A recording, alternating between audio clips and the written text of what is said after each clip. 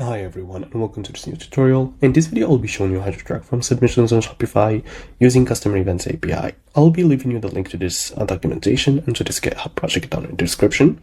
So let's go ahead and get it started. So by default, if you go to Customer Events section, this one only supports the standard events.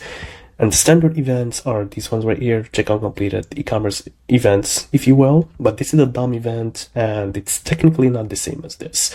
So if you want it, you have to specifically ask for it. So, and this is what this template is for, the one that I created here. For example, if you want to listen specifically for form submitted, you have to add this little piece of code here inside your store. So you'll need to go setting, customer events, and then you need to paste this code right here.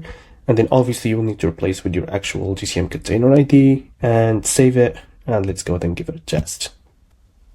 So if you go to contact, we have two forms right here. So I'm going to submit this one, test.com.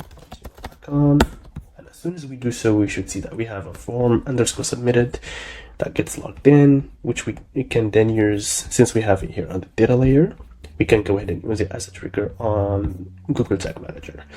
So yeah, this is how you track from submissions on Shopify. Let me know if you have any questions, and thank you so much for watching the video.